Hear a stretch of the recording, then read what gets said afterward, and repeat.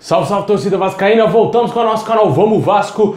Pessoal, mais uma semana se iniciando aí, né? O Vasco vai se preparar para a partida de quinta-feira contra o Grêmio. Vamos falar um pouco como que está a vida do Vasco na Série B, também mais detalhes da classificação. Vamos falar aqui também da situação aí de jogadores uruguaios que podem vir vestir a camisa do Vasco. O Vasco teria enviado olheiros para analisar o futebol desses jogadores, né? Possivelmente a 777 Partners quer a contratação desses dois jogadores. Também vamos falar aqui da novela Rodrigo Caetano e muito mais agora para vocês. Mas já deixa aquele like, se inscreve no canal, ativa o sininho para você não perder nada, receber todos os vídeos postados aqui diariamente no nosso canal Vamos Vasco, ficar sempre muito informado com as notícias e novidades do nosso Vascão.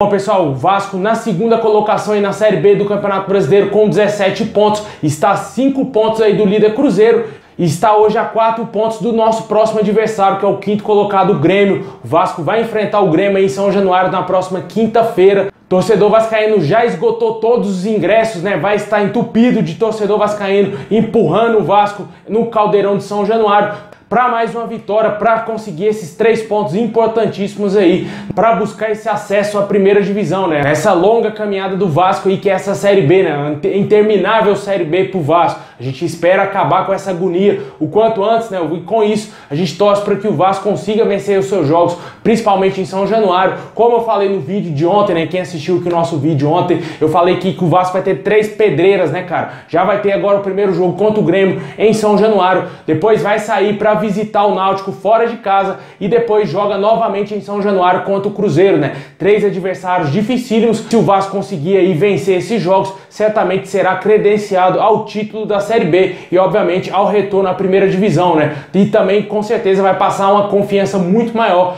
ao torcedor vascaíno, que está muito esperançoso com esse time do Vasco. Por mais que a gente sabe das limitações que o time tem, precisa de reforço sim, mas o torcedor está acreditando, está comprando a causa do Vasco e apoiando e muito o Vasco a cada jogo, né? Tanto em São Januário também fora, né? A gente viu aquele jogo lá em Manaus, o espetáculo que fez o torcedor vascaíno, só que o time infelizmente não correspondeu à altura da festa do torcedor vascaíno. Mas quando vem jogando em São Januário, o Vasco vem dando show, vem conseguindo vencer seus jogos e fazendo o que é importante, né, cara? Conseguir os 3 pontos sempre quando joga em casa. É extremamente importante o Vasco pontuar bem em São Januário, porque isso foi determinante para o Vasco não conseguir acesso no ano passado. O Vasco jogava muito mal em São Januário, tomava gol todo jogo e também quando jogava fora era um desastre, né? Por isso que pagamos caríssimo com aquela 10ª colocação. Nunca vou esquecer essa campanha ridícula do Vasco, foi a pior campanha da história do nosso clube. Com certeza muito disso passa por esse presidente que está hoje ainda no Vasco, né? O Jorge Salgado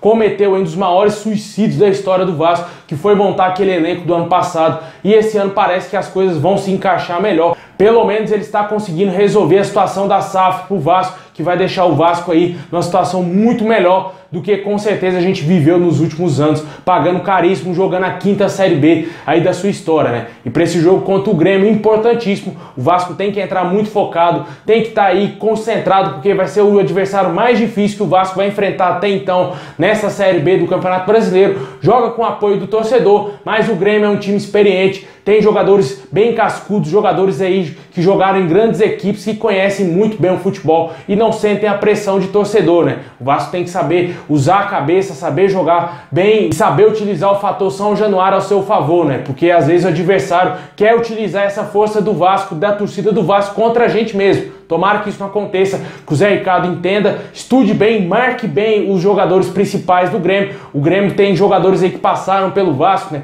Entre eles os principais, né? O Diego Souza e também o Martim Benítez, né? A lei do ex não pode pintar, se Deus quiser não vai aparecer lei do ex, a não ser que aconteça do lado do Vasco, né? Que tem alguns jogadores que jogaram no Grêmio, como é o caso do Isaac.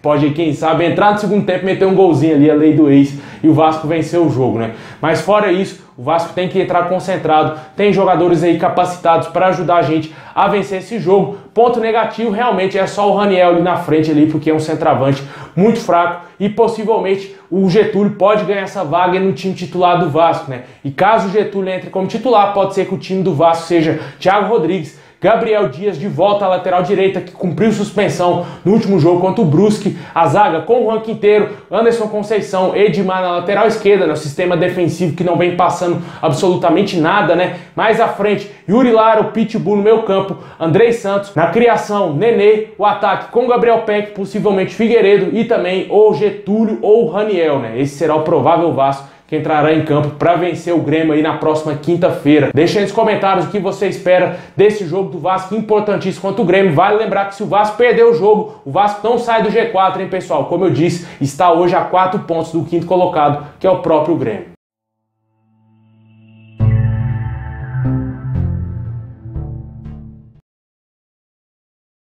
Bom, pessoal, agora vamos falar do mercado da bola do Vasco, né, cara? O Vasco aí querendo reforçar a equipe, né? Esperando em finalmente concretizar a venda do clube aí para os norte-americanos da 777 Partners. E eles já teriam alguns planos urgentes para o Vasco, né? Como reforçar o elenco e também montar uma estrutura melhor de futebol para o Vasco, né? Trazendo aí profissionais capacitados para trabalhar aí na diretoria do Vasco. O nome mais falado nos últimos dias foi o do Rodrigo Caetano.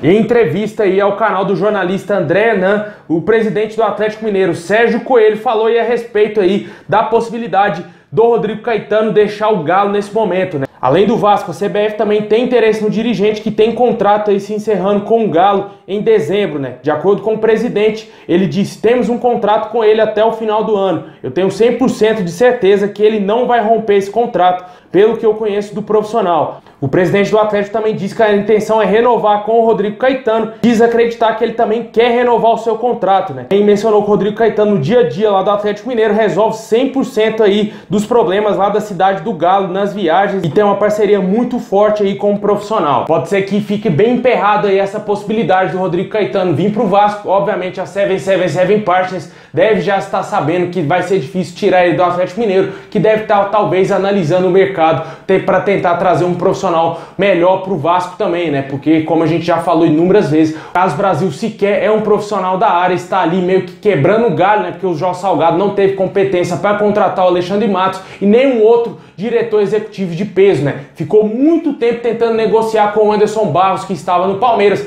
Desde o início daquela negociação, eu avisava aqui no canal, é impossível o cara deixar o Palmeiras. O cara que acabou de ser bicampeão da América com o Palmeiras, ganhando 2 títulos seguidos da Libertadores.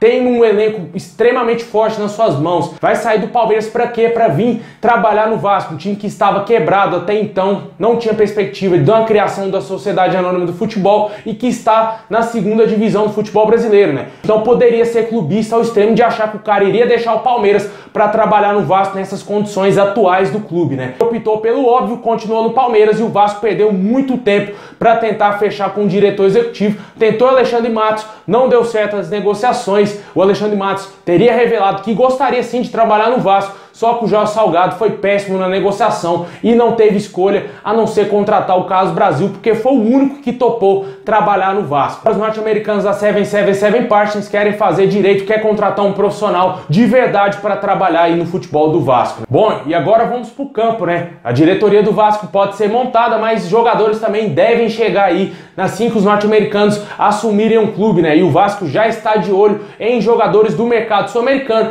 A gente, na semana passada, falou de um atacante do Racing que está emprestado ao Chacarita Juniors. Até à noite surgiu informações, de acordo com o jornalista Sebas Giovanelli, da ESPN, que o zagueiro Nicolás Marichal e o atacante Franco Fagundes, ambos do Nacional do Uruguai, estão sendo observados pelo Vasco. Dirigentes do Vasco, para quem preferir, olheiros do Vasco, estiveram ontem assistindo o jogo aí do Nacional com o Cerrito pelo Campeonato Uruguaio, jogo no qual os 2 atletas de 21 anos atuaram, né? Jogadores jovens e promissores, né? Que é o perfil que a 777 Partners quer implementar dentro do Vasco, né? Perfil parecido com o Carlos Palácio, jogador até agora contratado aí, que veio com empréstimo aí e com o scout da 777 Partners ajudando o Vasco nessa contratação, né? Os 2 jogadores se encaixam no que eles procuram, né? Jogadores jovens que têm um futuro aí bem promissor pela frente.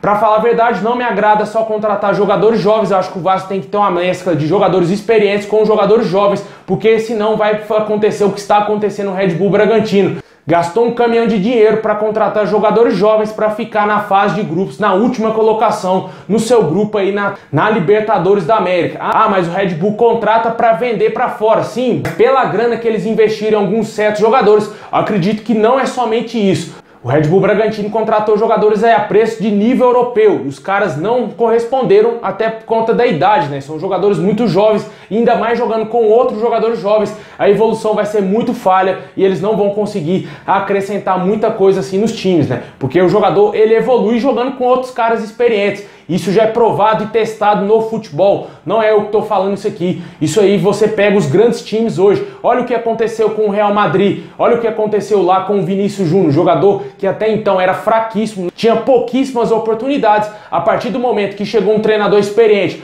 começou a dar mais oportunidades para ele, colocar ele para jogar com jogadores experientes também, como era o elenco do Real Madrid hoje, o cara cresceu, aprendeu muito com o Benzema, que é um jogador extremamente qualificado e experiente, não comparando, né, cara, longe disso, mas só para você ter uma ideia de que um jogador jovem ele precisa sim ter o auxílio de jogadores experientes no elenco e essa filosofia de contratar somente jogadores jovens para talvez pensar em revender, não me agrada. O Vasco precisa de coisa maior, o Vasco precisa voltar a ser protagonista, não somente ser um mero figurante, como é o Red Bull Bragantino hoje, em ser o melhor time do futebol brasileiro e quem sabe da América, assim como é o Palmeiras, assim como é o Atlético Mineiro. Bom, e falando desses dois jogadores, né, como eu disse, são jogadores promissores, né, titulares aí da equipe. O atacante Franco Fagundes foi durante muito tempo capitão da base aí do Nacional, né, centroavante, goleador, é o artilheiro do time, é um dos principais jogadores do time, se não o principal jogador do time. E o zagueiro Marechal, um zagueiro que tem uma alta estatura e parece que tem uma boa velocidade. E pode ser que esses jogadores, quem sabe, chegam agora no meio do ano pro Vasco, né? O Vasco que está aí dando uma garimpada no mercado sul-americano e provavelmente deverá contratar muitos jogadores agora na metade desse ano, jogadores aí que vão ajudar o Vasco a voltar à primeira divisão. Deixa aí nos comentários o que você acha dessa possibilidade do Vasco contratar esses dois jogadores uruguaios, se te agrada somente contratações de jogadores jovens. Eu já falei minha opinião, eu acho ideal para o Vasco ter jogadores jovens, mas também mesclados com jogadores experientes, cascudos, que já jogaram aí Campeonato Brasileiro e principalmente Libertadores, que é o que interessa para o Vasco no futuro.